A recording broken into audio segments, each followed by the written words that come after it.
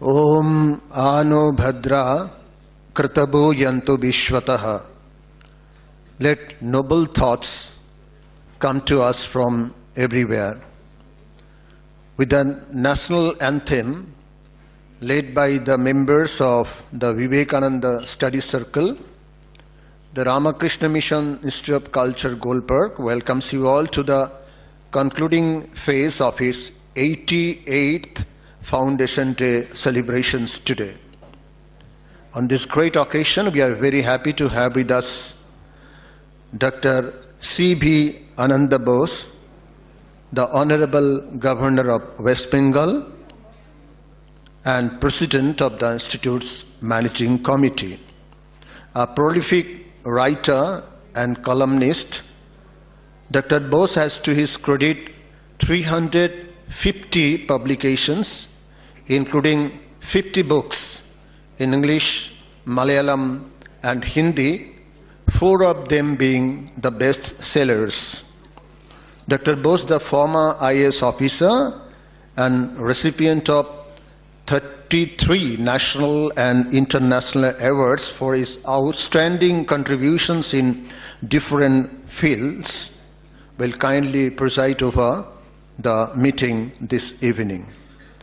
We are very, very delighted to have with us on the dais the First Lady of the State, Srimati Lakshmi A. Bose-ji, who kindly inaugurated the annual exhibition of the Institute's Sarada Devi School of Fine Arts and Crafts a short while ago. Now let me introduce Sri Aravindan Neelankandan ji, this year's distinguished speaker and outstanding writer. He burst into the limelight and earned global attention with the publication of the book Breaking India, co-authored by Rajiv Malhotra and Aravindan Neelankandan. Deservingly #1 national bestseller, the book is a must-read for every sensible citizen of this great country, India.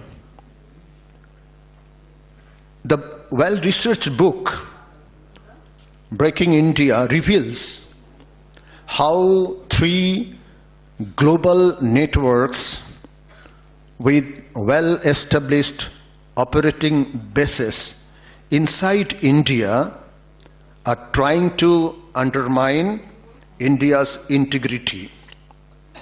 Today, of course, he will deliver on a different subject. He is Foundation Day Oration on a very, very interesting topic. The topic being deep Dharmic decolonization from Swami Vivekananda to Swami Ranganathananda. Also on the dais is Sri Kumar Mitra, who needs no introduction to this learned audience, former Advocate General of the Government of West Bengal and Vice President of the Institute's Managing Committee. He will propose vote of thanks. Now, Swami Suparnananda Ji Maharaj, the Secretary of the Institute, will formally greet the dignitaries on the dais.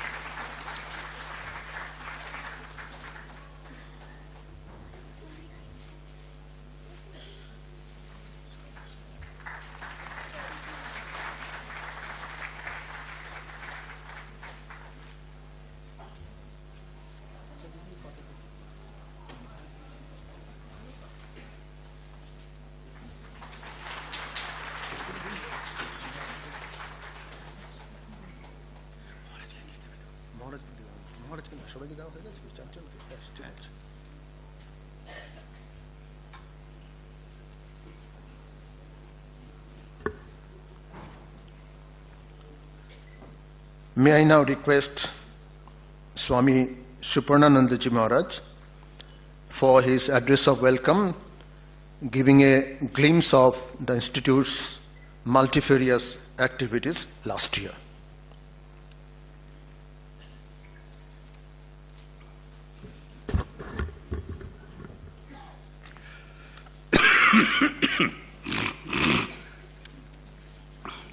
Om Janani Sharadang Devi Ramakrishnam Jagat Gurum Pada Padmetayo Sritva Pranamami Muhud Muh.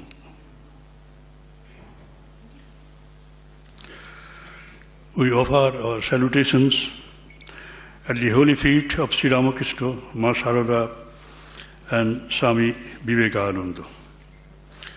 We wholeheartedly belong to them, and therefore ours is also a confluence of spiritual inquiry, intellectual depth, and a set of redefined values for life, all of which create a space where every individual's reflection is not abstract but transformative.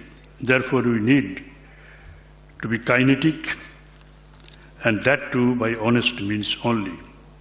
To this stupendous task, I, on behalf of this institute, heartily welcome you all on its 88th year of the eventful life. Our grateful thanks to Dr. C.V. Anand Bose, Honorable Governor of West Bengal, for his gracious presence as the President of the meeting this evening. Our heartiest welcome to the Governor, sir, who is also the President of our Managing Committee, and also to the First Lady of our state, Srimati Lakshmi Devi. We welcome Sri Aravindan Neelankandan, a writer of eminence and original thinker. He will deliver this year's Foundation Day Oration on a very interesting topic. We also welcome Sri Kumar Mitra, formerly Advocate General, Government of West Bengal and Vice President of our Managing Committee. We also welcome honorable members of the Managing Committee, the faculty members of the Institute, the participants, guests, admirers of Ramakrishna Vivekananda movement. I am also extremely happy to see our monastic brothers from Belur Math and other different branch centers. Most cordial welcome to you, dear and revered Swamijis. We also extend our heartiest welcome to Matajis of Sri Saroda Math, who have joined us this evening. As you all know, the Institute had a very humble beginning.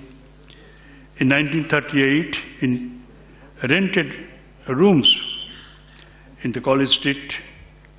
However, it rose first to eminence and finally settled at the present site in 1962. The principles on which the Institute was founded are basically three in number. Every man is potentially divine. We have to make this man a kinetic also to express the divinity that is within. And there are several procedures and processes. And the second one is religion is one. And humanity is also one. While we accept that all life is one, we also accept that even the non-living world is also one. And this one is again identical with the consciousness that we are ultimately. The threefold objective of the Institute are a proper interpretation and appraisal of Indian culture, the promotion of mutual knowledge and understanding between India and other countries, promotion of the cultural heritage of mankind as a whole, and through it, the common goal of human life, the realization of who we are, our spiritual identity. That is our common belief. During its glorious existence of 88 years, the Institute has earned both national and international recognition, and the present premises are considered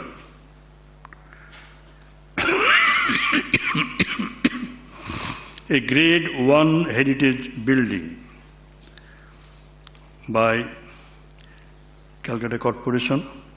Today I gratefully remember and recognize the great contributions of Swami Nitya Swarupanandaji, the founder secretary of the Institute, then Swami Ranganathanandaji, then Swami Akunthanandaji, then Swami Lokeshwaranandaji, Swami Prabhanandaji, and Swami Sarvabhutanandaji,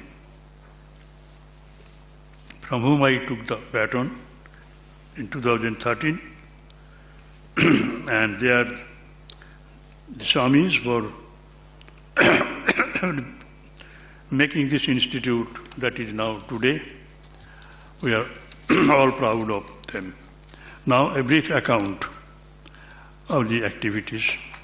The School of Languages, it has different courses and the total enrollment is 12,648. The overwhelming majority being the girls. So the School of Languages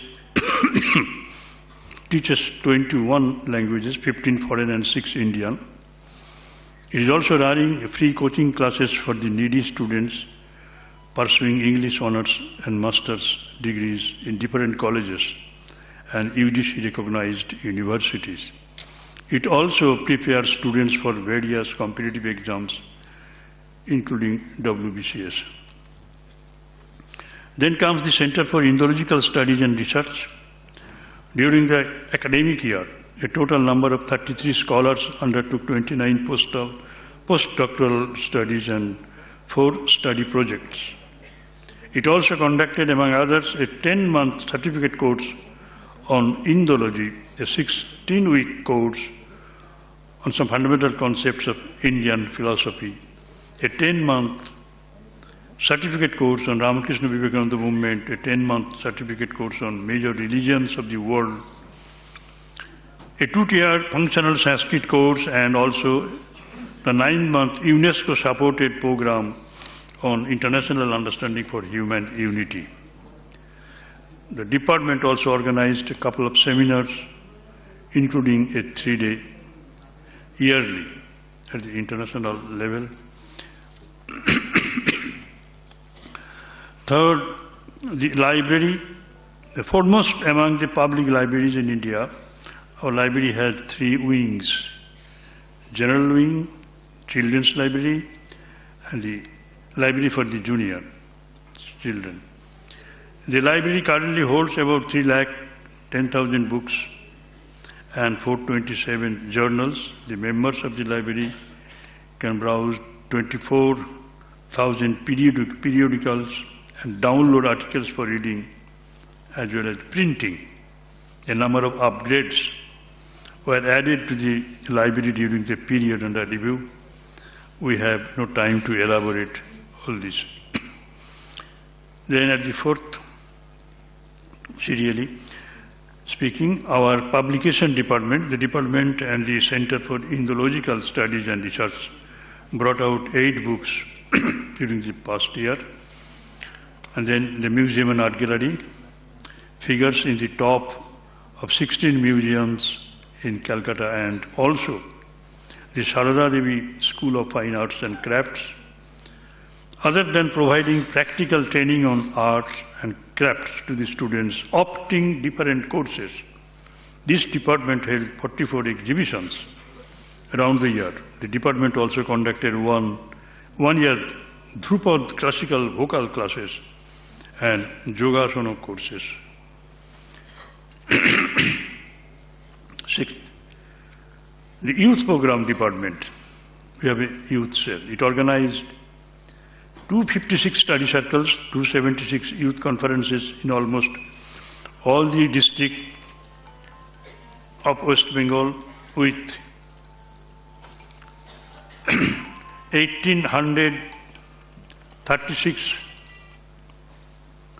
361 youth participating in them, a total number of 15,743 copies of value-oriented books were distributed free of cost among the participating delegates. Special mention may be made on a talent search examination on value orientation also, where more than 10,000 students from 19 districts of the state took part. Also, the weekly Vivekananda Anushilon classes on Saturdays were held as usual, much to the benefit of the teenagers and youths. Academic counseling by experienced psychiatrists deserves special mention. Seventh, cultural activities. The Department of Cultural Activities held various programs throughout the year to promote Indian culture and heritage. During the period under review, 139 endowment lectures, 56 public lectures, 14 scriptural classes, 21 cultural programs, and 115 collaboration programs were held at the Institute. Then comes Godadhar Pathshala, Vivekananda Sastha Pariseva, Prakolpo and welfare activities. Presently, 71 children from underprivileged families, mostly in slum areas, residing nearby, study at our Godadhar Pathshala. Under Vivekananda Sastha Pariseva Prakolpo, also 15 children from class 1 to class 7 are taken care of. Apart from this, regular distribution of milk and biscuits to the needy children and their mothers of the locality continued. The Institute also regularly extended medical support to the deserving patients, pecuniary help to the needy for basic sustenance, and also conducted welfare activities. The Institute also gave scholarships and stipends to the needy and meritorious students from different parts of the country, of course the overwhelming majority being from West Bengal. And this total expenses, the scholarship, under the scholarship head, were about, say, 1,76,00,000. We take this opportunity to thank our donors, well-wishers, participants, and monks of the Institute. We earnestly pray to Bhagavan Sri Ramakrishna Srima, Sarada and Swamiji Maharaj that we may hold on to the ideal of practical Vedanta and do our best towards fulfilling the twin goals of life, Atmanamokshartam Jagat Hitayacho. Once again, I heartily welcome you all to this evening program. Thank you. Namaste.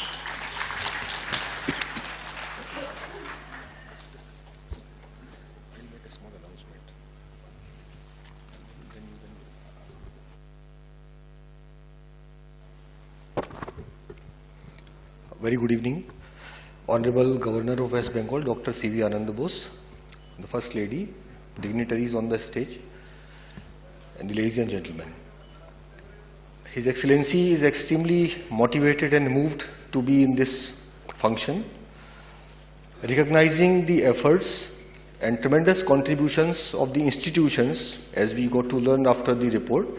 His Excellency is pleased to confer the prestigious Governor's Award of Excellence on this institution.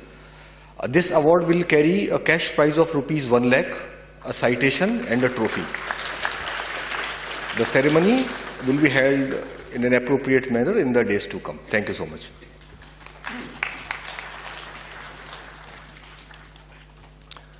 Thank you for the kind announcement. And just a little while ago, we have heard the Secretary of the Institute how Ramakrishna Mission Ministry of Culture is trying to implement the idea of Atmana Mokshartham Jagadhitayacha through its 10 units. May I now request Honorable Governor Sir for his kind address. In view of his pressing schedule, he along with the Madam would take leave of us. Honorable Governor Sir.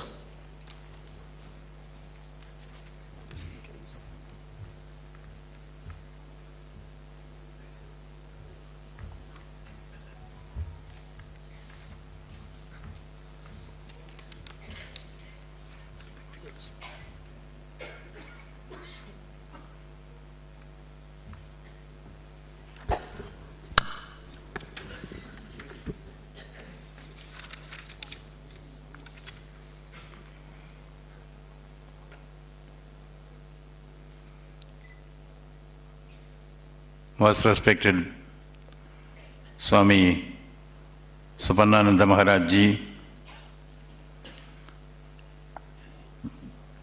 Lady Governor Lakshmi Anand Bose, guest speaker and distinguished author Sri Aravindan Neelankandan, former Advocate General and my colleague in the organization, Vice President Sri Anindya Kumar Mitra, ladies and gentlemen, my very dear students and friends, on this auspicious occasion, when we are celebrating the foundation day of this great institution, I pay my humble homage to the revered memory of Ramakrishna Paramahamsa. Of Milton, Wordsworth has said, thy soul was like a star and dwelt apart. Thou heardst a voice whose sound was like the sea. I repeat, thy soul was like a star and dwelt apart. Thou heardst a voice whose sound was like the sea. This clearly well applies to Ramakrishna Paramahamsa as well. You know, it was Vivekananda who made global the voice of Sri Ramakrishna Paramahamsa. Vivekananda said, arise, awake, stop not till the goal is reached. I find a lot of illustrations when I read the great works of Ramakrishna Paramahamsa, through anecdotes and stories, as Jesus Christ did through the Bible. Great ideas are simplified and brought to the notice of the ordinary human beings. That is the style of Ramakrishna Paramahamsa. I remember in my younger days, in the Sunday school I was taught an anecdote which I never knew that it was by Ramakrishna Paramahamsa. Later on only I knew the author. You see. You know, this is the story of the snake. The snake bites everybody. Everybody is afraid of the snake. People hate it. They run away from the snake comes. Once a yogi came that way. The snake told him, everybody is running away from me. They hate me. Why is it so? The yogi said, it's very simple. You stop biting, then people will love you. They will not run away from you out of fear. A few months passed. The yogi comes back again. He sees a ferocious snake, all like a black and white jelly, lying on the road, can't even move. The yogi asked him, the snake, why? He said, you are responsible for this. How? Yogi, you only told me to stop biting. When I stopped biting, even the children started throwing stones at me, pelting stones on me, beating me with sticks. See the plight which I have. Then the yogi said, I only asked not to bite, but I did not ask you not to hiss. That is a reaction, you know.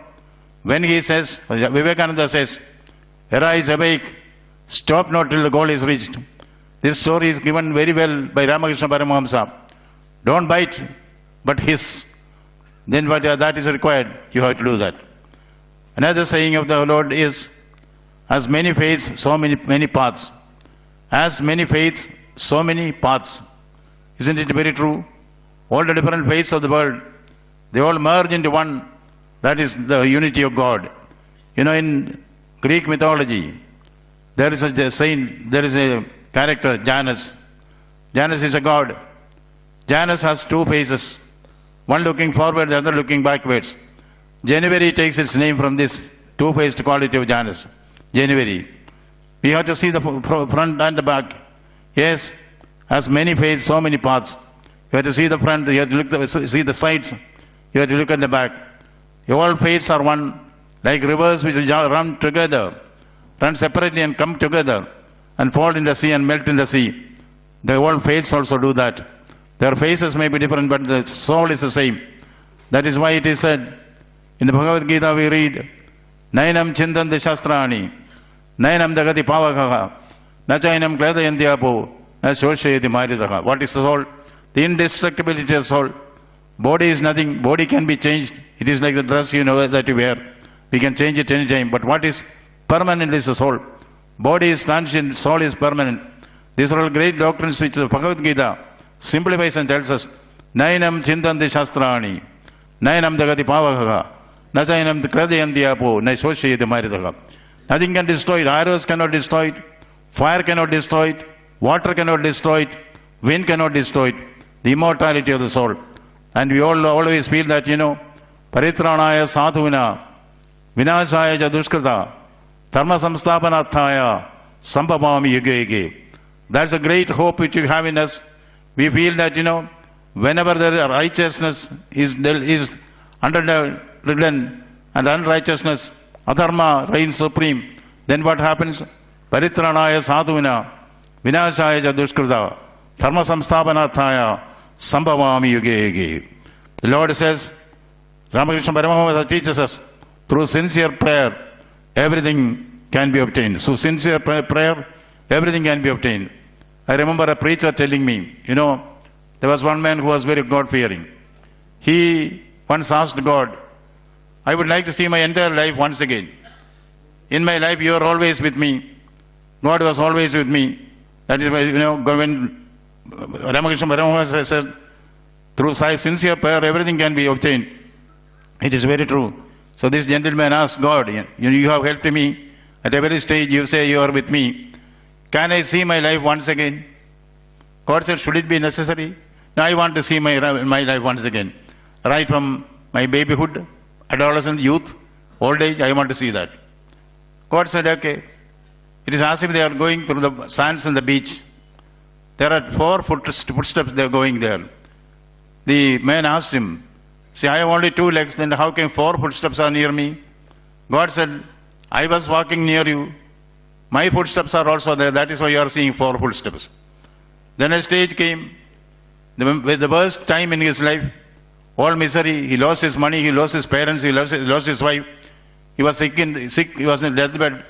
Then he sees only 2 steps are there. Then he asked God, my God, when I was in the most miserable time in my life, did you leave me? Only 2 steps are there.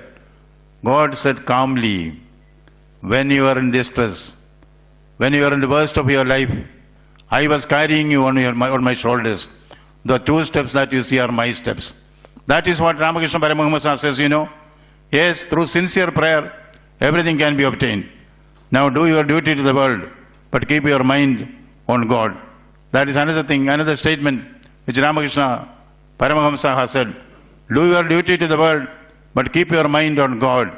Yes, I remember an interesting tale. Now, we had a friend called Ramchandra. Ramchandra was a bright student, but he did not get a job.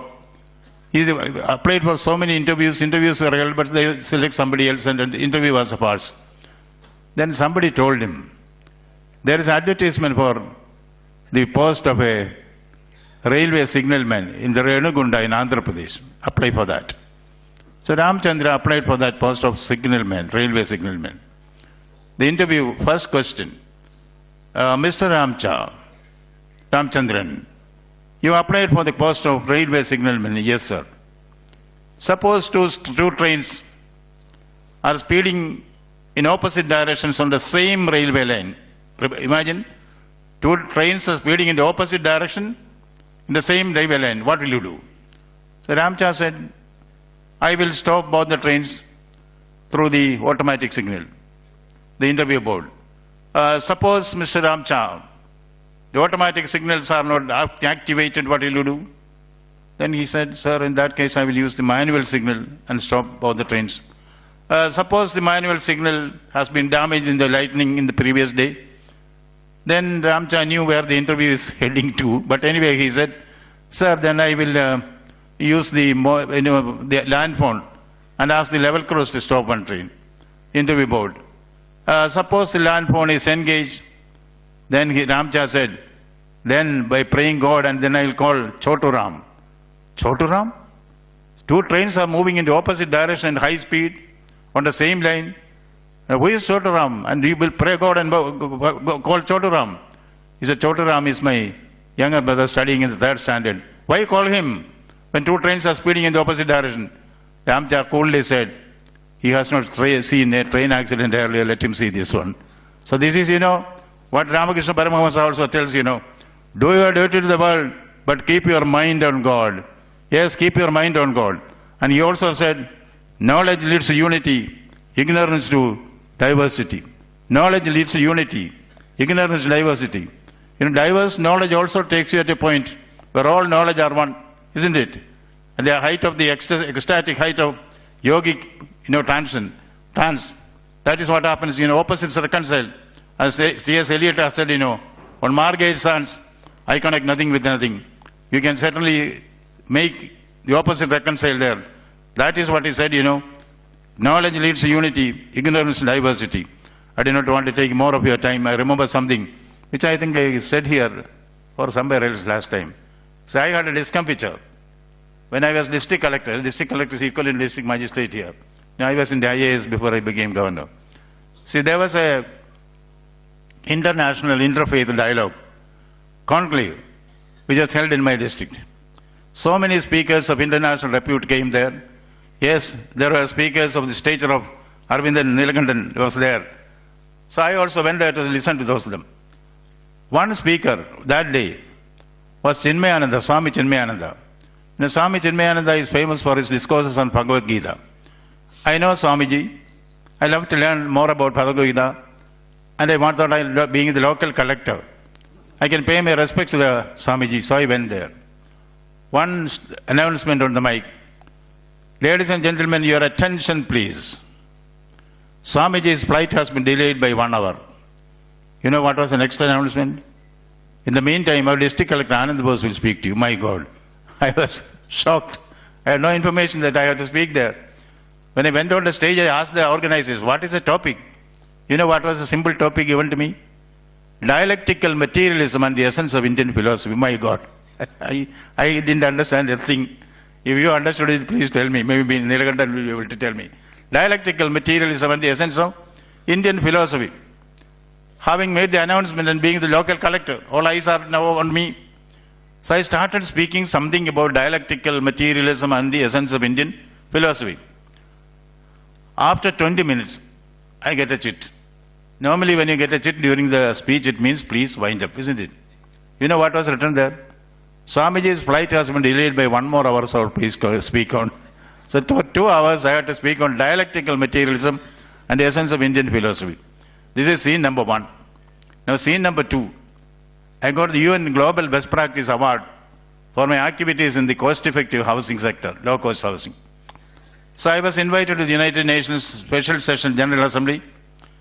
I was given the award, and also I was given 3 minutes to speak to the global fraternity there. Very happily I came to my room in Manhattan Hotel. I was enjoying my day. Then I got a call from Kerala. You know, I was district collector in Kerala.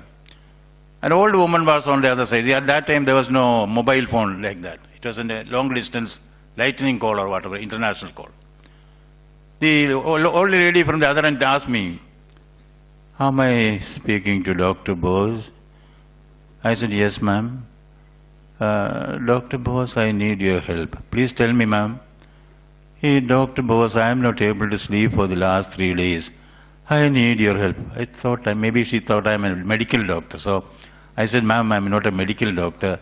I know everything about you. You are a PhD from Bitspilani. I know that. But I need your help, doctor. Then he asked, what can I do, ma'am? I told you I am not able to sleep for the last 3 days. Then I said, ma'am, do you have hypertension, that is blood pressure? I have hypertension. Are you in the habit of taking sleeping pills? I am in the habit of taking sleeping pills. Then maybe, ma'am, you may not have taken sleeping pills for the last 3 days. That's why you're not getting sleep. No, I have taken phenobarbital 500 mg. Then I said, ma'am, in what way can I help you? Only you can help me, doctor. Please tell me, how can I help you? Do you remember she made a speech on dialectical materialism and the essence of Indian philosophy? 1 minute after that, I started sleeping. Can you repeat the speech once again? I want to sleep. I do not want you to say that. I wish you the very best. Let us all remember the great path tread by Ramakrishna Paramahamsa and Swami Vivekananda. Arise, awake, stop not till the goal is reached. Thank you.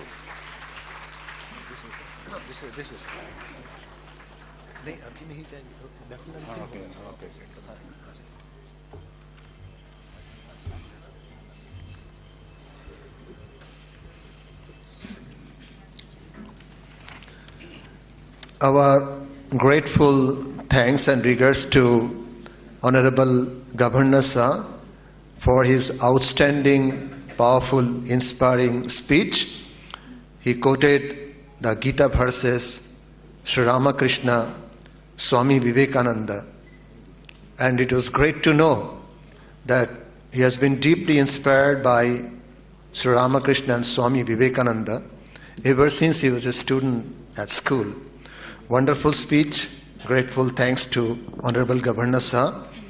And now we shall have the national anthem, following which Honorable Governor Sir and the Madam will take leave of us, and after that we will have the Foundation Day oration today. Now, the national anthem.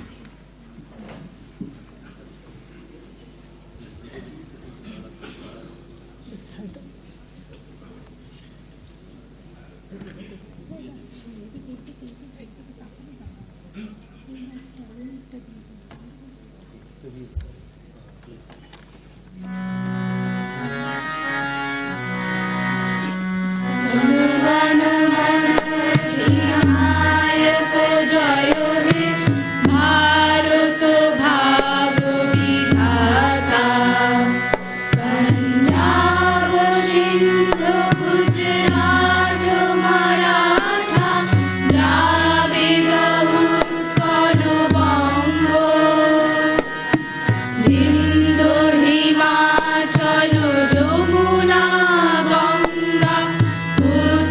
জল জলধিতরঙ্গ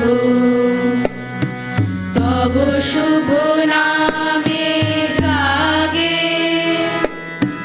তব শুভ আশিস মাগে গাহে তব জয় গাথা জনগণ মঙ্গলদায়ক জয় হে ভারত ভাগ বিধাতা জয় হে জয় হে জয় হে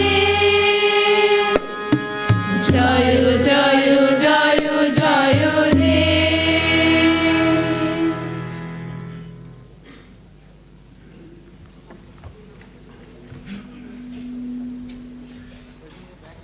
Thank you, sir.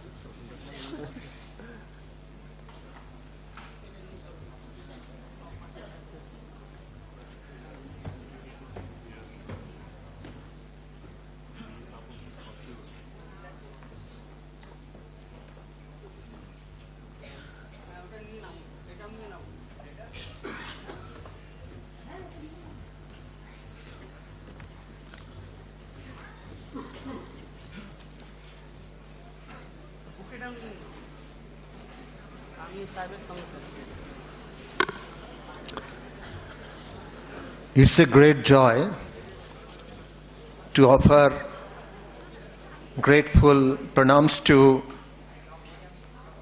the Swami's. Special mention must be made of the Assistant General Secretary, Swami Balabhadrananda Ji Maharaj, and the head of our Gadadhar Ashram. My dear learned audience, as you know, colonization is not just a political phenomenon. It eats into the vitals of a nation's edifice, its cultural identity. Once called the pride of Asia and glory of the world, our great country India had these very unfortunate experiences in colonial subjugation. But how to reclaim that pride and glory for the land that Swami Vivekananda says can lay claim to be the blessed Punya Bhumi. If there is any land on this earth that can lay claim to be the blessed Punya Bhumi, it is India. We hope the great speaker and the writer will give us the answer. Sri Aravindan Neelankandan ji, whose latest book is a Dharmic Social History of India. By the by, Sister Nivedita was the one who reiterated that Indian history needs to be rewritten, and that too by truly Indians who could discover India's ethos, culture, its uniqueness, its spiritual identity. Now I request Honorable Sri Aravindan Neelankandan ji for his Foundation Day oration. His topic, as announced earlier, is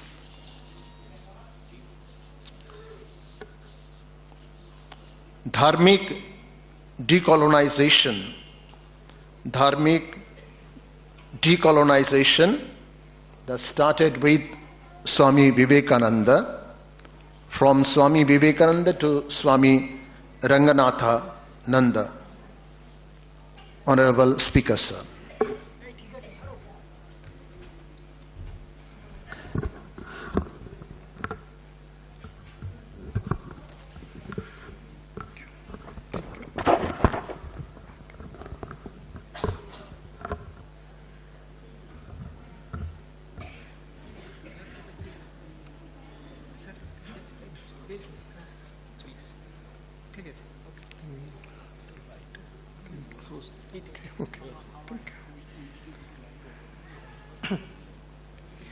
My humble pranams at the lotus feet of each and every one here, the monks, the devotees of Sri Ramakrishna Paramahamsa, Holy Mother and Swami Vivekananda, the Holy Trinity. I don't know how to express the feelings I have right now. I come from Tamil Nadu. In Tamil Nadu there is a great devotional literature called Thiruvasagam. And in that literature we used to memorize the verses when us children. And the saint says about the grace of the Lord. And he says that you are so graceful that because of that, a dog has been placed in the palanquin. I never understood the meaning. I have read, I know the meaning, but I never understood the meaning. Now I know the meaning actually. I understand the meaning, I feel the meaning. An unworthy person like me standing before you is only because of the grace of Holy Mother. So I again pray my humble pranams at the feet of Holy Mother and I start this topic. So here we are talking about deep Dharmic decolonization. So there are three words: deep Dharmic decolonization. So it implies an important thing, that there is a deep colonization. And that deep colonization has to be decolonized. And that decolonization has to happen through Dharma. So that are the two things. One is the deep colonization is there, and that decolonization has to happen through Dharma. So what do we exactly mean by deep colonization? There is this wonderful book, two books, by this African writer, Akubi. And Akubi actually was the first post-colonial writer, African writer to be awarded Nobel Prize. These two books, they deal with this deep aspect of colonization. So what happens during colonization is that initially there is an emotional response to colonization. You know, all those freedom fighters that we had initially, who fought against the British in small groups as chieftains, as the Santhal rebellion and the Tandiya Tope, Jhansi Rani, all those. And in Tamil Nadu you have Nachiyar, we have Veerapandiya Kattapomman. A lot of fighters are there. So if you look at their fights, the reason is a kind of an emotional response to the colonization that was happening. And most of the time they were defeated. Along with that, there was another one kind of response. Colonization was changing the face of the countries it colonized, the civilizations it colonized. And it was also inventing reasons, justifications for colonization. And that justification was civilizational justification. They wanted to say that your civilization is having deficiencies, and they essentialized the colonized civilizations with the negativities of that civilization. We have to understand this very carefully, that all the civilizations have negative and positive aspects. What the colonization did was that it essentialized a culture, a civilization with its negativity. And then it said, this is your culture, without us you would be this darkness, you would be this inhuman civilization, inhuman society. And we have come here to provide you the solution, the salvation, the liberation. We are not actually colonizers, we are the real liberators. This is a very strong narrative.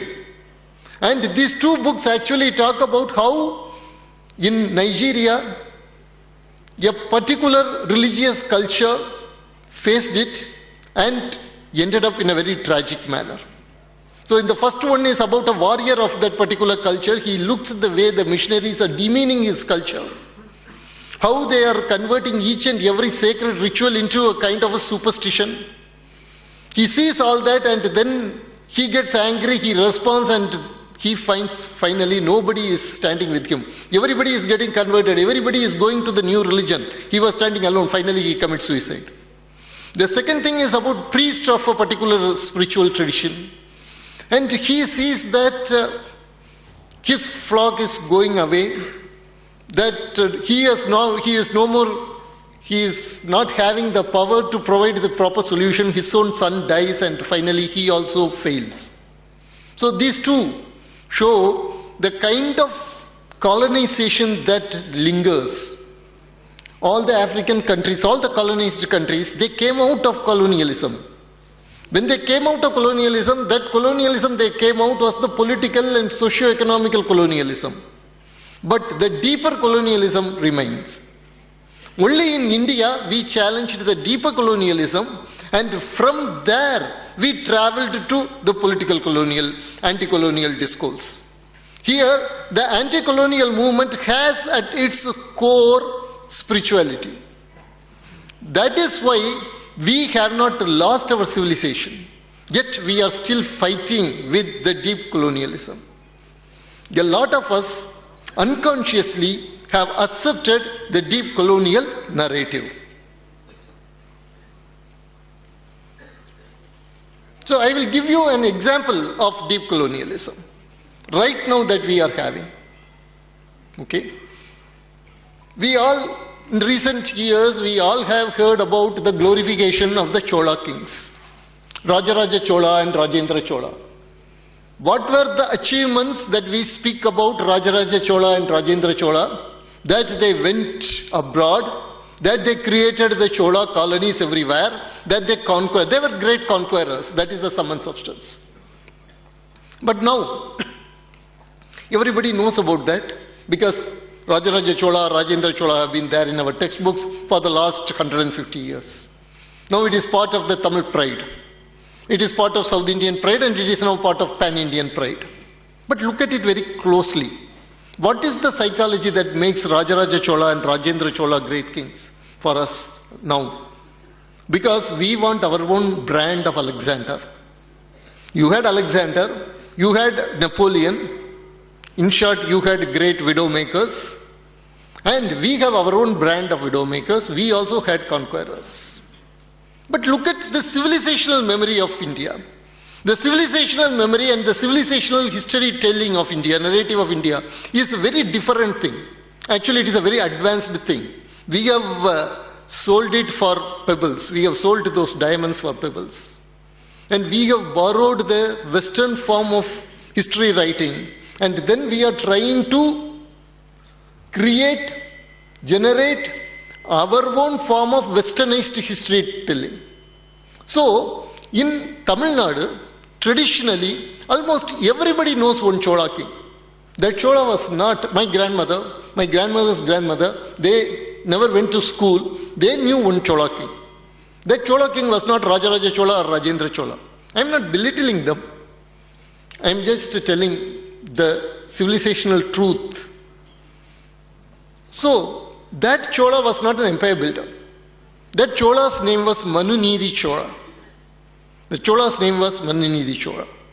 What was his achievement? His achievement was that he killed his only son under the wheels of his chariot. Why? You can see that particular sculpture there. The wheel is there and his son is there. His son is there with folded hands and the wheel is moving over him.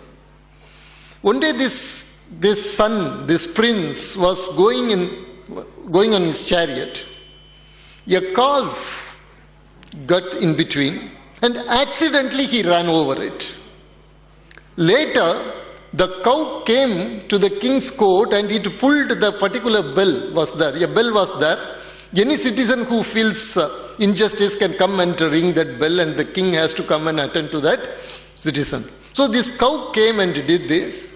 The king came and saw and he understood the entire thing. People told him and they told him also very specifically it was not the fault of the prince. It was not the fault of the prince. The king was very much upset. He said, I don't know. The cow is feeling a pain and that pain has to be now given to me and that is justice.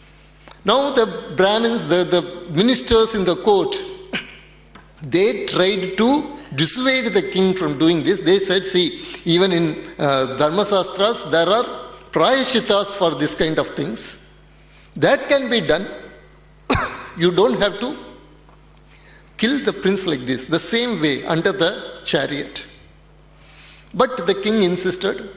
The charioteer was told to run the chariot, but the charioteer refused. He said, I cannot do this to the prince. The prince is innocent, I cannot do this. The king said, okay, in that case, I myself will ride it. And so that is the scene that you are seeing here. The prince is here, and he was riding this. Okay. And then, of course, the Shiva came and he resurrected everyone, and that is how the story ends with a happy ending. It was this Chola who was known to each and every person in Tamil Nadu because he stood by Dharma. That was his greatest achievement. In Indian civilizational history, the greatest achievers are not empire builders. The greatest achievers are those who stand by Dharma. Now you see another one person in the last. His name is Ramalinga Vallalar. He lived during 18th century, 19th century's starting. It was the time when the East India Company had become very firm. They have established themselves in South India. And then in 1857, the revolt happened in North India. And after that, the East India Company had become the British Empire itself. We were legally under the crown. At that time, people came to this Vallalar. He was a great enlightened person. So they came to Vallalar and they asked him to give some prose material for the young generation. This was in the 19th century. They asked him for prose material for young generation. So he could have chosen a lot of things. He chose this particular episode. He wrote an exhaustive prose about what happened, the arguments that the king had, and the importance of Jiva Karunya. How to treat all the living beings with equal respect and not to kill. So why did he write this? We have to understand this very clearly, why he wrote this. Because when the Britishers came, they also came with the army. The army needed feeding, and they saw the cows, they saw the progeny of the cow, and they wanted to slaughter these cows. The only thing that was standing between slaughtering these cows for the British soldiers and the British government's will to do that was the people's respect for the cow. So they were trying to change the food habits of the people. They were trying to make the people eat the cow. Vallalar was watching this. He understood what would be the implications. He was also seeing the changes that were happening in the agrarian system at that time under the British colonialism. They were creating the zamindars and they were extracting taxes from the farmers. So he understood that a big famine is going to come. So at this particular point of time, he realized we have to make the people adhere to their traditional food habits. And how do you do that? You do that by insisting on Jiva Karunya. So he brought the memory of the Cholas, the Manunidi Chola, to the people of South India. So this is what deep decolonization is. This is the deep Dharmic decolonization. It is not aping the West with our own equivalence. It is creating our own narrative. It is creating our own narrative that adapts itself to the circumstances that are around. So that is the first aspect of deep decolonization, Dharmic decolonization. Now I said about the essentialization of a culture by its negativity. The important thing is, when this happens in deep decolonization, the deep colonizing mind, the colonized mind, it accepts this as reality on both sides. So the one side says that we are this, we are nothing else but our caste system. We are nothing else but the birth-based stratification, birth-based aristocracy, birth-based exclusion. We are only this. So only the British could save us. The other side, it argues, yes, this is our system, but this is the best system in the world. Nowhere else you can see this particular system. So now, here is an example of how you can see very similar birth-based social stratification in other cultures. So it was not something that is exclusively Indian. All pre-modern societies, they had birth-based social stratification. They had jati systems. They had varna-like systems. They had untouchability also. There is an interesting book by Cathy Stewart, a historian called Cathy Stewart, published by Cambridge University Press. It is called Defiled Trades in pre-modern Germany, and it actually deals with the entire Europe also. And it shows very clearly that they practiced untouchability. They had their own theology to justify birth-based social stratification. It was called Hamitic theology, based on the nature of Ham, the third son of Noah, the curse on Ham, and this curse gets conducted to his progeny, and they are the people who become kind of laborers and peasants and others. So this is there, this particular aspect was there in all the civilizations, not only in India. We cannot say that it was only existing in India. It existed everywhere. In fact, in modern China, you have the hukou system. The hukou system was actually a traditional system in which your privileges, the kind of education that you have, the place where you live, the kind of resources that you are going to use, all this will be decided by your birth. There will be no social mobility. All this will be decided by your birth. One would have expected, when the great Maoist revolution happened, one would have expected Mao to abolish this. Mao didn't abolish this.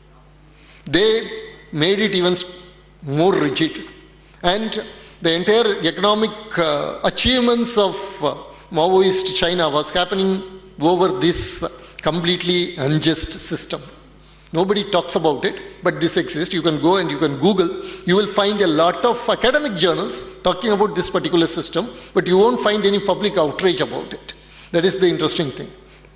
So these are the different systems that exist everywhere, which are basically birth-based stratification. So what is unique about Indian culture then? That is one question that we have to ask.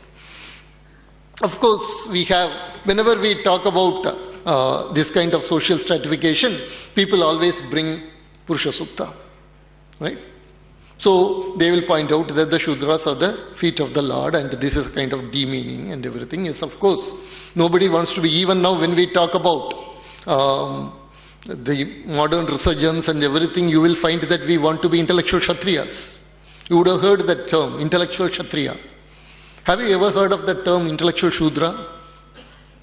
Nobody wants to be an intellectual Shudra, nobody wants to be an intellectual Vaishya even, everybody wants to be intellectual Kshatriya. So, yes, there is a kind of negativity associated with the term Shudra, and there is a problem there, we have to acknowledge that. But again, it is not something unique to India. Okay? Now, I will give you something that others don't tell about Hinduism. Others don't tell about Hinduism. This is what is essentializing Hinduism. Now, if I am asking all of you, has there been anyone here who have not heard the term Purusha Sukta and this particular classification here? No, everybody knows. Whenever you talk about Varna, whenever you talk about Indian social history, you will be taught this particular thing as the essential nature of India's society. Now I will give you something very interesting and very different. Okay. So here you see this. Two things. There is a crown-like thing with the 2 feet on its top. If you go to South Indian Vaishnavite temples, they will be placing this on your head. Whoever you may be an emperor, you may be a Brahmin, you may be a non-Brahmin, you may be a Dalit, you may be a non-Dalit, no problem. Whoever you are, if you go to the temple, they will be placing this. It is called Satari. What does it signify? It signifies a particular great enlightened master. His name was Nammalvar. You can see him on the left-hand side. So Nammalvar was born in the so-called 4th Varna. He was the person who is considered as the founder of, or the person who brought Sri Vaishnavism to the world. So Nammalvar is considered as the feet of the Lord, and it is placed at the top of the Jadari, and he is also called Sadagoban, so it is called Sadari. So each and every time a Bhakta goes, his feet is placed at the head of each and every Bhakta. So what actually essentializes Hinduism now?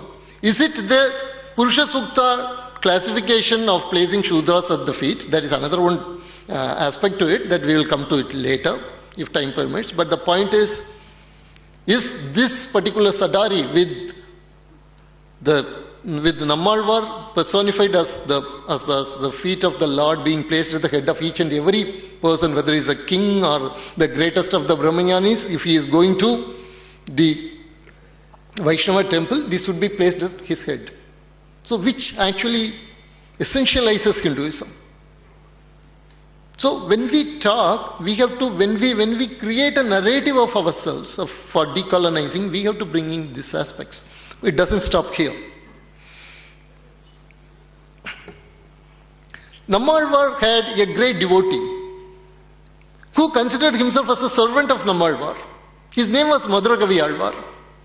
So you see him in the left hand side, that small traditional pencil drawing, that is Madhurakavi Alvar. Madhurakavi Alvar was a great Brahmin who was well versed in all the 4 Vedas. And this Madhurakavi Alvar, he considered himself as the feet of Nammalvar. Think about it. This is something that each and every Vaishnava knows in South India. Right? Madhurakavi Alvar considered himself as the feet of Nammalvar, who was born in the 4th Varna. And Madhurakavi Alvar was a Brahmin. Now, this essentializes Hinduism. What essentializes Hinduism? The bhakti. Nowhere else a peasant becomes greater than the bishop. Nowhere else. Nowhere else the bishop says that I am the feet of a peasant. That kind of egalitarianism comes from bhakti. That distinguishes Indian culture. That not only distinguishes Indian culture and Indian civilization, it runs Indian culture and Indian civilization. The very civilizational life of this land is run by the egalitarian nature of bhakti and yajna. That is something that we have to understand. And the right you have, of course, Ramanuja. So in the place where Nammalvar's shrine is there, in South India, it is a very dusty small town. And it will be very interesting to remember that it is from this dusty small town that the entire Sri Vaishnava revolution started. The resurgence started. And here, Sri Ramanuja comes after centuries after Nammalvar, Sri Ramanuja comes. And he finds that this particular feat of Nammalvar is considered as Madhurakavi Alvar. Now Ramanuja has a request to the temple people. What was that request? Please consider my name for the feet of Nammalvar. So Ramanuja, one of the greatest of the so-called Brahmin scholars, and also a very great Acharya, well versed in Vedas, he has written Sri Bhashya. Such a great mind. He comes and he tells, I want to be the feet of Nammalvar. Now today if you go there, then the feet of Nammalvar is called Ramanuja. This essentializes Hinduism. This is what we have to emphasize. Also in the history of Sri Ramanuja, there is another one very interesting event. And this also essentializes Hinduism. Or it essentializes the entire Indian civilization. We all know about the incident of Adi Sankara and the Chandala. So Adi Sankara came and the Chandala came before him, and Adi Sankara told him to move away, and then the Chandala asked him whether it is the physical body that has to move. If it is the Annamaya Gosha, yours is also Annamaya, mine is also the Annamaya body, why it should move. If it is the Chaitanya, then what is the need for the Chaitanya to move from one to other? It is perfectly according to Advaita. Now, when Ramanuja was coming, this time it was a Harijan lady who was on the way. And Ramanuja asked her to move. Then that lady answered Ramanuja, where shall I move?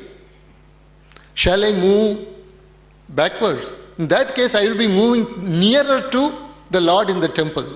If I am going to move the right side, that is where Paragala was a Robin Hood-like person who used to waylay people, rich people, and then get that money and do dharmic things. Okay, and finally Lord himself, Vishnu himself came in the form of a rich person, and he tried to rob Vishnu himself, and Vishnu then revealed his real nature and blessed him, and that is the story. But anyway, she told, if I am moving that side, that is where Paragala met the Lord. If I am moving to the other side, that is where Paragala used to get in the pipal tree and used to keep watch for those people coming. Now, all these sides are very, very sacred. If I am moving the other side, then there is also a temple. Where shall I move? Where shall I move away? Anywhere I move away, I will be getting nearer to something sacred. So you are asking me to move away, where shall I move away? At this particular point, Ramanuja suddenly he got awakened. And this is the statement he said. You can read the statement, I don't have to tell it again. And he said that you are more worthy of the 5 marks of Vaishnava. And then he said, you should be enshrined in the temple. So that is what he said, and even today her temple is there, and I have given the citation also for this. So this you have to see in very closely, you see this, just like how the argument of Chandala was in resonance with the Advaita philosophy, here the statement that she makes resonates with the Visishtadvaita philosophy, which sees the entire universe as the sacred body of Vishnu. So now everywhere you move, it is Vishnu's body, and you are telling me to move away from you. Are you more sacred than the body of Vishnu? So this is based on Visishtadvaita philosophy, she is making a statement. This is a wonderful statement that she has made. And these two events, the event of Adi Shankara bowing to the Chandala and the event of Ramanuja bowing to this scheduled community woman, they essentialize Indian culture and spirituality. We are going to write a social history of India that is decolonized. We have to go to these values of Indian culture, and we have to write the decolonizing narrative. And then we come to another one, very interesting person, Vedanta Desikar. Vedanta Desikar is a very interesting person for many reasons. He was a great scholar, one of the most wonderful scholars that South India has ever produced. Sharp intellect. At the same time, he was very conservative. He was so conservative that at one point, a statement is attributed to him. There is still debate whether it is really he who said it, but the statement is attributed to him. He said, even if it is Kamadhenu, it is an animal. The same way, even if Nammalvar is a great Alvar, great devotee, enlightened person, still he is a Shudra. So that kind of a conservative person he is. But later he changed his mind, that is different. So he wrote this Daya Satakam. This Daya Satakam is a very beautiful verse. He sees Daya, the compassion of divinity, as a goddess. And then he sings 100 verses in Sanskrit to her. In that 3 verses are important for our particular topic. It is this. He says, finally in the court of Vishnu, he is a very impartial judge, and I am standing there. See, I have done sins so much all my life that in this particular life alone I have done so much sin, I will have to take infinite number of births. So what I ask you, Daya, is that you become a lawyer for me to Mahavishnu and then plead my case. So she pleads the case. And what happens? She says, okay, this guy is a sinner and all that. Right now, there is a clause.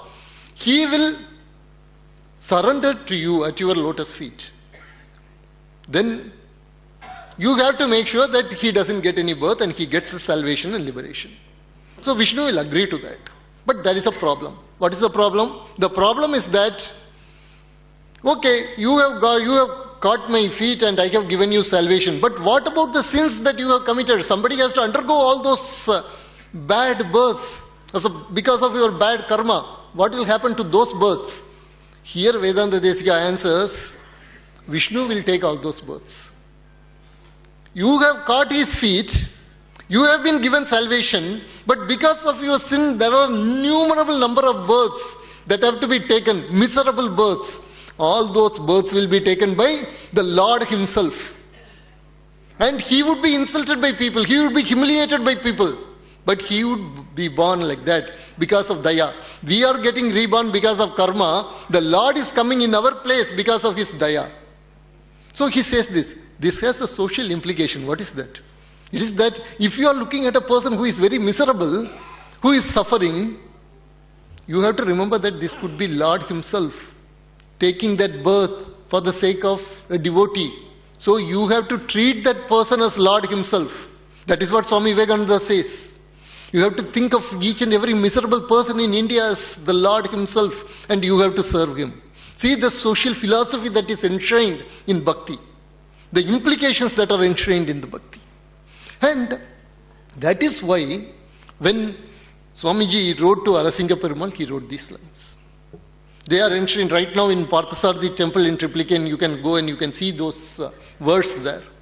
In 1893, Swami Vivekananda wrote to Alasinga Perumal these words. So this is the reason he wrote. He was actually, Swami Vivekananda's words are continuation of this Sri Vaishnava Siddhanta. The heart of Ramanuja is beating in Swami Vivekananda. So this is the continuity, the decolonizing that he was doing. He was emphasizing, this is your culture. Your culture is not birth-based social stratification. Your culture is not birth-based social exclusion. Not allowing people to touch each other, not allowing people to enter the temple. That is not your culture. That is not your spirituality. Your culture, and again, creating justification for such a social exclusion in the name of decolonizing is also deep colonization. The real decolonization is using the spiritual values that are enshrined in your culture, the living values. So what colonization did, we have to understand this. It was Dr. Ambedkar who identified this very clearly. What colonization did was, it transformed Hindu Dharma from a religion of principles and living into a religion of rules. And who decided the rules? The people who were Sanskrit Pandits, who had their Sanskrit knowledge through English type of education. I'll give you one example, very solid example for this. Take the case of Lokamanya Balagangadhara Tilak. Lokamanya Balagangadhara Tilak studied all the Dharma Shastras. But how did he study? He studied the Dharma Shastras in the British legal framework. So because of that, he became a strong supporter of untouchability, a strong supporter of child marriage, a strong supporter of a lot of conservative things. He was a great freedom fighter. But he became very conservative, so conservative that he opposed an intermarriage between Desastha Brahmins and Siddhavan Brahmins. He was such a conservative. But then he reads Bhagavad Gita, he writes Gita Ragasya. You take all the writings of him after Gita Ragasya and before Gita Ragasya. Before Gita Ragasya, you will find that he was a very conservative person. You can call him almost a fundamentalist. After Gita Ragasya, he becomes extremely different. He was having fights, of course. He was not able to accept a lot of radical reforms. That's all true. But he had become completely changed. He had become completely changed. So this is what actually the real Indian culture does. When you read Dharma Shastras from a lawyer's point of view, from a typical colonial framework, then you become socially conservative. You become conservative like the British conservatives, like the Western conservatives. But when you imbibe the Vedantic spirit, you become different. That is the real deep dharmic decolonization. And here we are going to see the impact of Ramakrishna Mission sannyasis in effecting this deep dharmic decolonization. The first person that you are saying is Swami Vipulananda. Vipulananda was born in Sri Lanka, and he became Ramakrishna Mission sannyasi under Swami Sivananda, Mahapurush Maharaj. And he established schools for the marginalized sections of the society. He used to take night tuitions for the scheduled community students. At the same time, he was also a great scholar.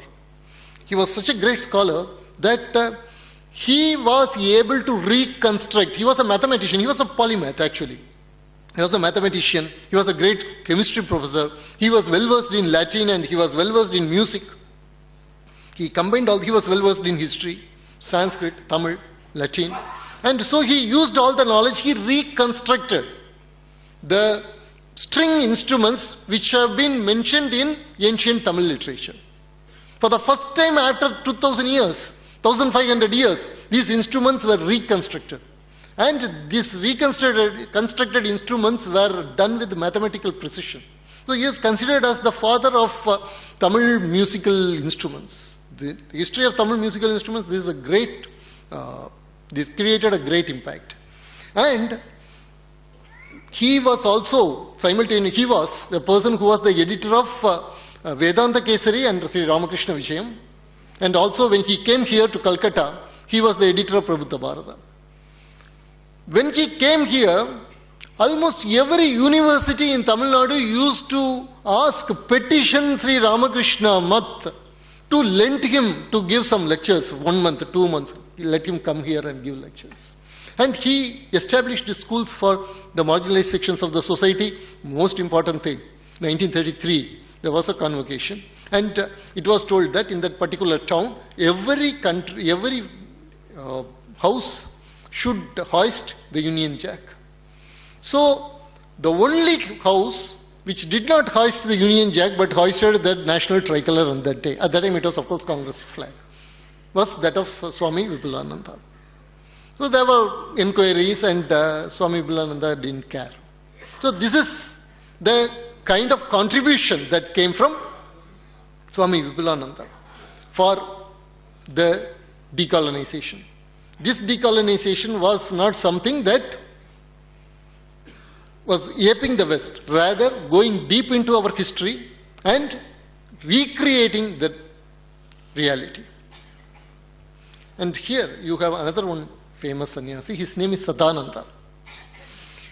He was in Kerala, and this Sadananda is also called as the Adiyalgaluda Veda Guru. That means the Veda Guru of the subaltern people.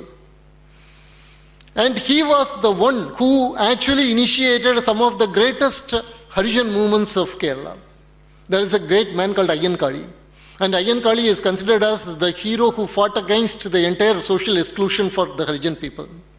And he was the one who inspired Ayyankali to start this particular movement. But what is this is well known in Kerala, but what is not well known in Kerala is that, or in Indian history is that, there was a huge strike against the British, workers' strike against the British in Tamil Nadu, in Thoothukudi, Porch area. And that was done by one person called Subramania Siva. That Subramania Siva was inspired by Sadananda. So this here you have the monk who was going from place to place, sleeping in the roadsides, but he was initiating a great social revolution. So this is another one instance of how this social decolonization happens through spirituality. In all this, if you see, these sannyasins were motivated by the desire not for political independence but to reclaim the heart of Bharat through spirituality. And politics was only a tool. Political independence was only a tool. It was not the be-all and end-all. The spiritual core is the be-all and end-all. And the political independence naturally follows it. Social independence naturally follows it. Then you have here three persons. The person at the extreme left is Sri Narayana Guru. The person who is in the middle, he is Chatambi Swami. The person who is in the last, his name is Neelankandan. All the three persons are Advaitic saints. A very interesting aspect of deep colonization is that if anybody, you ask anyone in Kerala and outside Kerala about Sri Narayana Guru, they would say that he was a great social reformer. He was a great social reformer. Let me tell you one thing very clearly. He was not a social reformer. He was a spiritual master. He was an Advaitin. He lived Advaita. That's all. Nothing else. He lived Advaita. That's all. Him living Advaita naturally created a social renaissance. He was not doing the social cause. He was not doing social activism. Just you live Advaita in an uncompromising way, then naturally the social renaissance happened around him. And today you can see that there are a lot of people who were once considered as not just untouchables, they were considered as unapproachables. There were three types of social exclusion. One was untouchable, then there was unseeable, then there was unapproachable. So, the people who were once considered as unapproachable, today there are Vedic scholars among them. The reason is that Sri Narayana Guru, he was a great Sanskrit scholar, a great Advaitin. He was also a scholar of Tamil spiritual literature. He taught people Vedanta. When he taught people Vedanta, naturally people rebelled against social exclusion. That is how in Kerala the social renaissance happened. That is how in Kerala the literary renaissance happened. And you take, for example, the Chattambi Swamigal.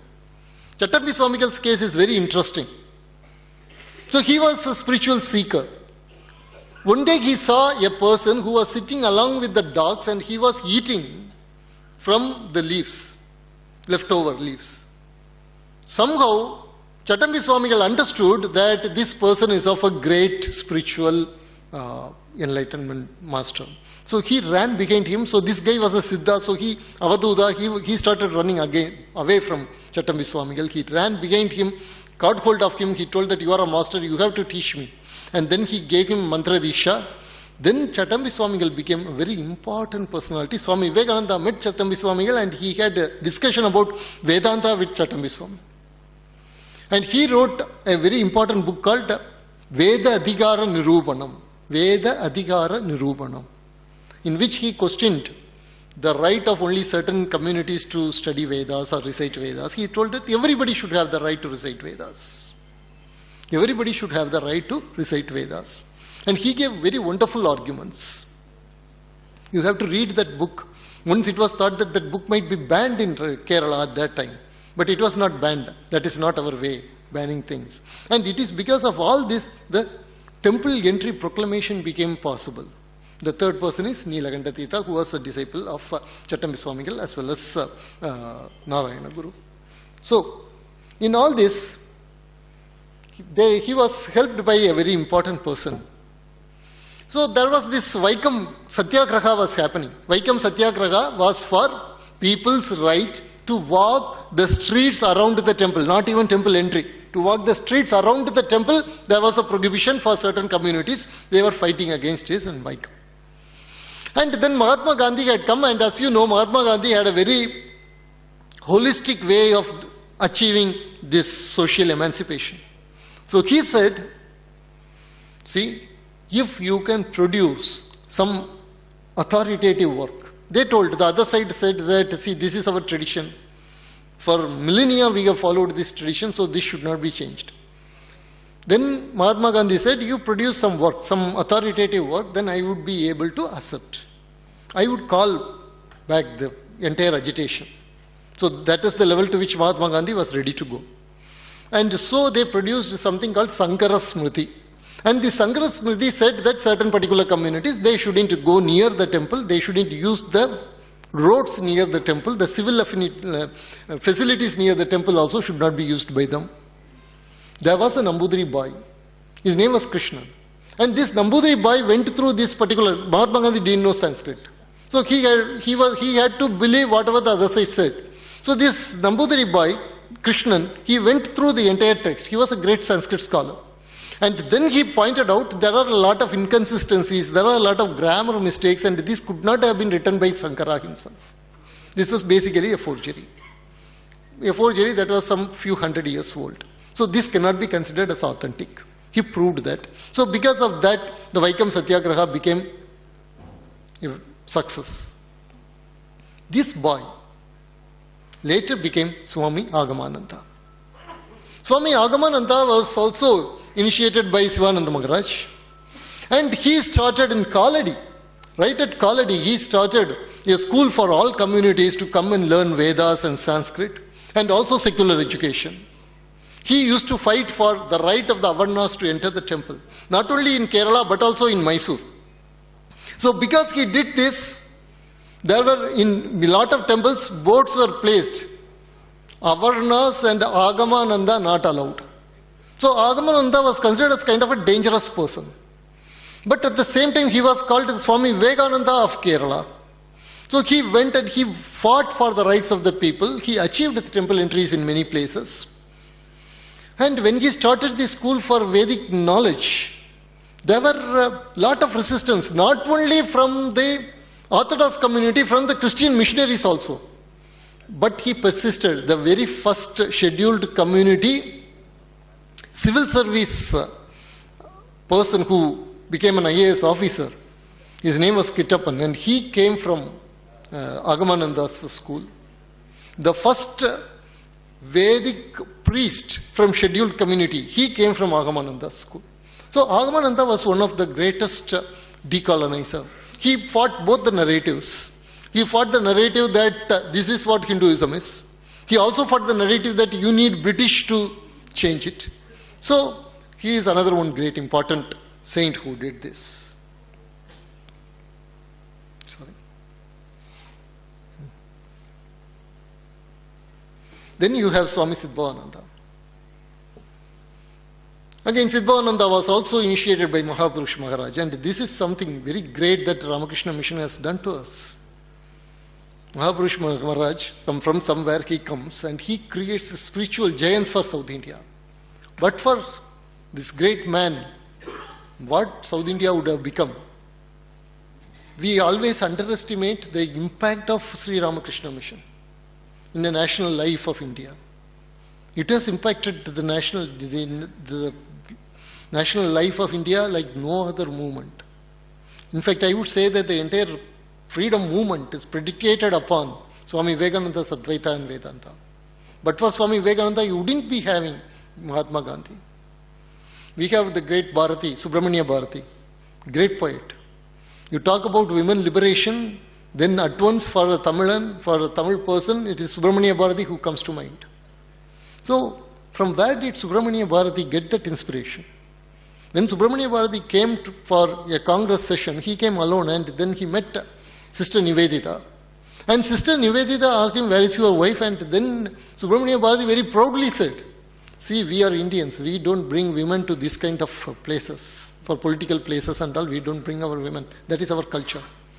Then Sister Nivedita gave him left and right. She told that without women, how you can progress? By shutting down women in your houses, how you can progress? You need both the wings to fly.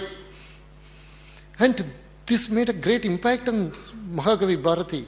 He started singing about the greatness of women, the need for the liberation of women, the need for women education. At that time, all those were considered as big sins. The great Madhatipatis have said that at the age of 8, every girl should be married. We have been fighting. The entire orthodoxy was fighting against the Sharda Act. They told that the Sharda Act itself was a conspiracy to destroy the national life of Hindus. So at that time, Bharati was singing for women education, for women to become pilots, women to become great rulers and all that. And all that comes from Sister Nivedita. So you can see the impact of this Ramakrishna movement, Ramakrishna's Vivekananda movement. It is almost unparalleled. Nowhere else in the world you see such a movement. Unfortunately, we don't bring this aspect. If you take Indian history books, you will find the Ramakrishna Vivekananda mission would be talked about in 1 or 2 pages. But the deep impact of Ramakrishna mission, the deep impact of Advaita Vedanta in creating social emancipation, that is what we have to point out. That is the Dharmic template we need. So in the case of Swami Siddhavananda Maharaj, so he was working in Ooty, near a small place near Ooty. I am almost near that. Okay. So, he had come to Ooty and he was working with the Harijan children. At that time, in 1934, Mahatma Gandhi was on a tour against untouchability. Mahatma Gandhi was against untouchability, but Mahatma Gandhi firmly believed in birth-based Varna. So, Swami Siddhavananda, he was a young monk. He asked for an audience. He took Mahatma Gandhi to the place where the Harijan children would be singing the bhajans and they would do the arati and they would do the puja. Mahatma Gandhi saw all that and they had a conversation, and then Siddhavananda asked Mahatma Gandhi, do you believe in birth-based Varna? Mahatma Gandhi said, yes. I am against untouchability. I am against caste discrimination. I am against all that, but I believe in birth-based Varna. And Swami Siddhavananda was the first person in recorded history to suggest to Mahatma Gandhi that Varna is not birth-based. He said, your mother may be having 4 children and the 4 children may be of different guna and the 4 children can belong to different Varnas. That was the first seed put into the mind of Mahatma Gandhi. Later Mahatma Gandhi changed to that stand, and that again comes from Swami Siddhavananda from Ramakrishna Mission. So, this is the impact of the mission. Now I come to the Constitution. A lot of talk goes around these days about Constitution being a kind of a colonial product. You have to tell very clearly, Constitution is not a colonial product.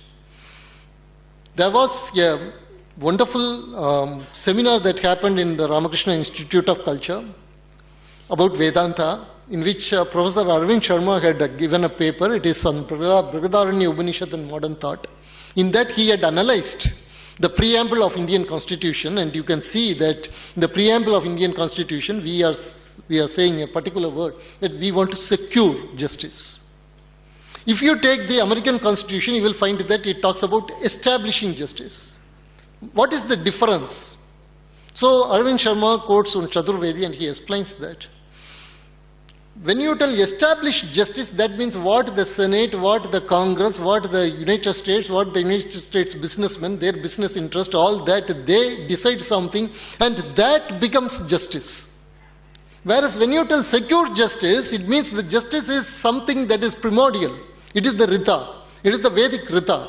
And it is primordial, and at best we can approximate towards it. So we secure towards it. And if you look again, you will find that when it comes to fraternity, Dr. Ambedkar associates nation with fraternity. In the entire preamble, the word nation comes associated with fraternity. And the nation will be having a capital letter. And then in his talks, Dr. Ambedkar says that the better word is not fraternity, it is Maitri. And he was using this particular word, he is borrowing it from the Vedic vocabulary. And that is why we come to the last slide. Swami Ranganathananda Maharaj pointed out that our constitution is the result of, it contains the wisdom of the Upanishads. We have to understand this very clearly. It is like the Shruti and the Smritis. So the Shruti is the preamble. The preamble contains the eternal values, the Sanatana values enshrined in it.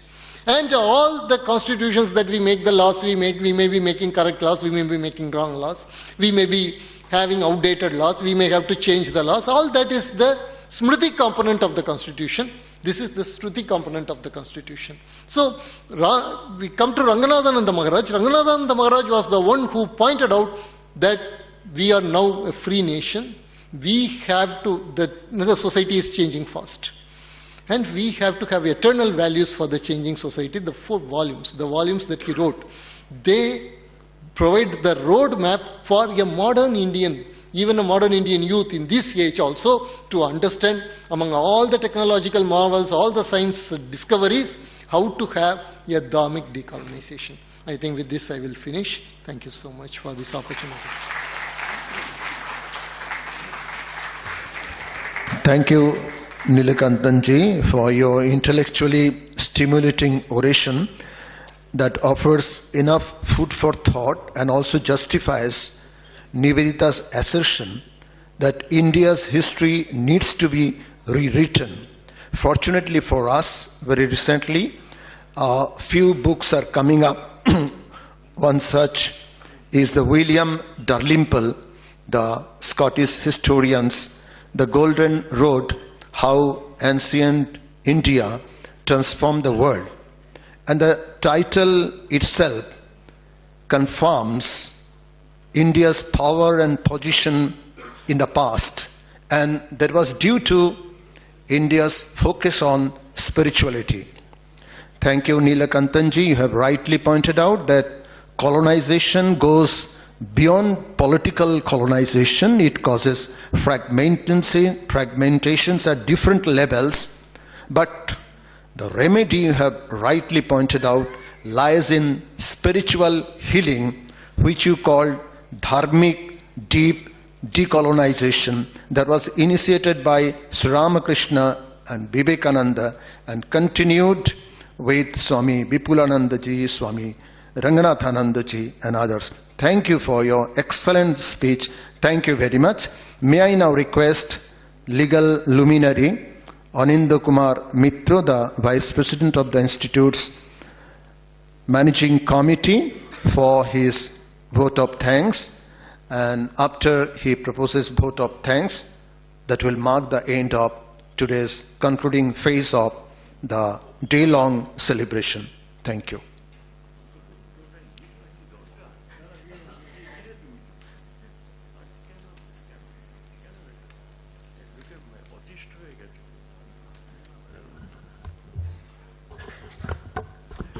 Swami Suparnananda, Secretary of the Institute, Sri Neelankandan, the chief guest, and you, the members of the audience, surviving members of the audience. The vote of thanks is to take your vote, and the thanks will be on your behalf. So I put this motion to vote. Amongst you, I decide whether you should convey thanks. Now, thanks is a very hackneyed expression. It has become, in course of so much of wear and tear, it has become a very cheap word. You offer if somebody offer you a cup of tea, you say thanks, mechanically, not mentally.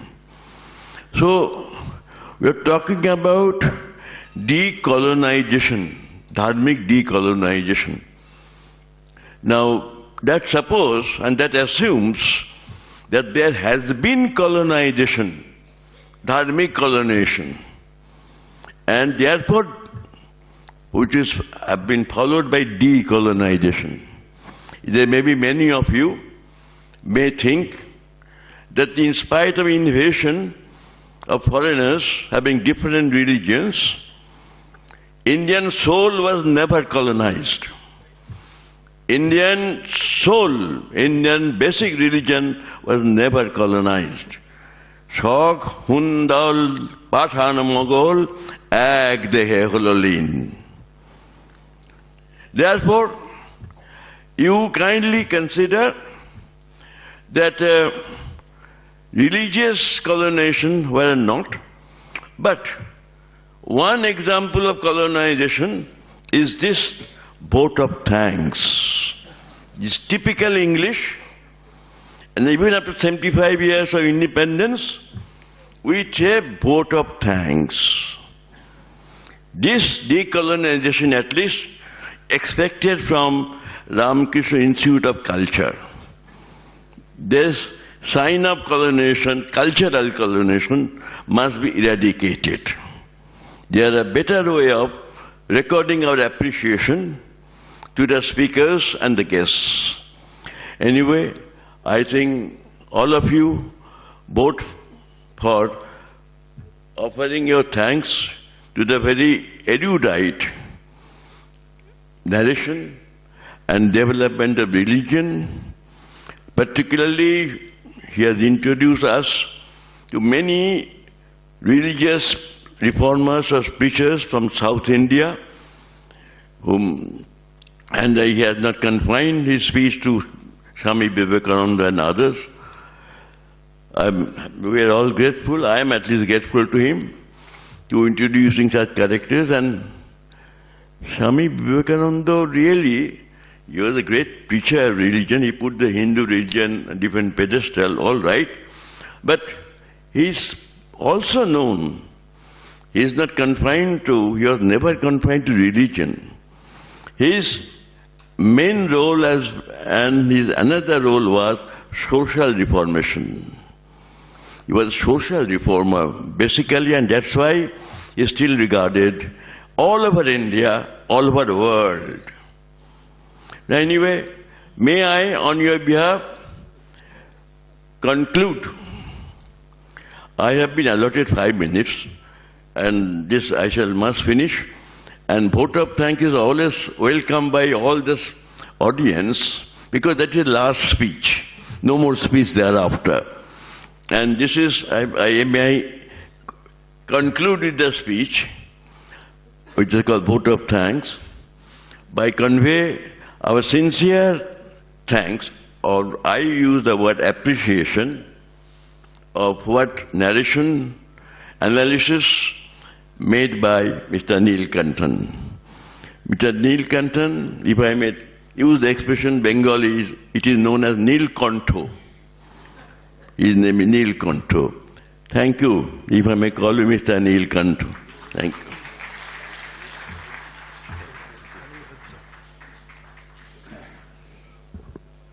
Grateful thanks to you, learned audience, for your patience, patient hearing. Thank you very much.